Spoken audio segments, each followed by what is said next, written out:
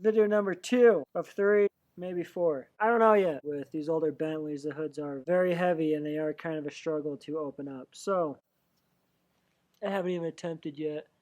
I really should have tried before we got to this point, but here we are. Yeah, I'm gonna go try that right now. Oh, woo!